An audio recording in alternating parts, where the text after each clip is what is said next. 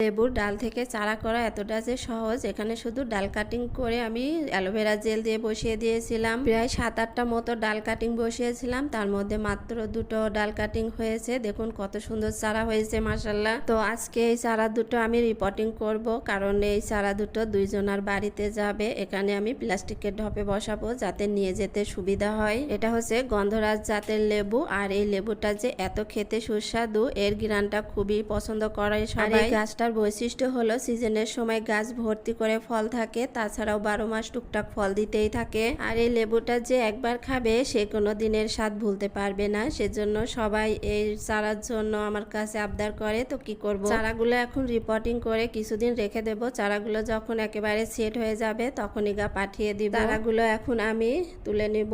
আর এখানে আমি মাটি রেডি করে নিয়েছি, মাটি সাধারণ বাগানের মাটি, আর অনেকটা বেশি করে মোটা বালি দিয়েছি, আর দিয়েছি ডিমের খোসার গুঁড়ো, হাড়ের গুঁড়ো, আর একটু গোবর সার। বাস এই জৈব সারগুলো দিয়ে আমি মাটি রেডি করে নিয়েছি। যেহেতু গাছটা আমি রিপোর্টিং করছি, এখানে কোনো রাসায়নিক সার আমি ব্যবহার করিনি। গাছটা যখন সেট হয়ে যাবে তখন আস্তে আস্তে খাবার দেওয়া শুরু করব। গাছ দুটো উঠায় নিলাম, আর মাশাআল্লাহ শিকড়গুলো এত সুন্দর হয়ে বেড়ে উঠেছে। এখন আমি গাছগুলো একটু সুন্দর করে বসিয়ে দিলাম, দিয়ে মাটিটা দিয়ে টবটা ভর্তি করে দিব। আর গাছগুলো বসানোর পরে কিছু না হলো 4 থেকে 5 দিন আমি ছায়াতে রাখবো। আর একটা টিপস বলে দিই, লেবু গাছ কিন্তু পানি খুবই কম পছন্দ করে, সেই জন্য লেবু গাছে যত কম পানি দেওয়া যায় ফল কিন্তু তত বেশি হয়। দুটো চারা কিন্তু দেখুন একই সঙ্গে আমি বসিয়েছিলাম, কিন্তু দুটোর গ্রোথ কিন্তু দুই রকম। একটা কিন্তু খুবই ছোট হয়ে আছে, আর একটা কত সুন্দর বড় হয়ে গেছে। প্রথমে ছোট গাছটা টবে সুন্দরভাবে বসিয়ে দিলাম, এখন বড়টাকেও বসিয়ে দেব। দিয়ে সুন্দরভাবে মাটিটা একটু চেপে চেপে বসিয়ে দিচ্ছি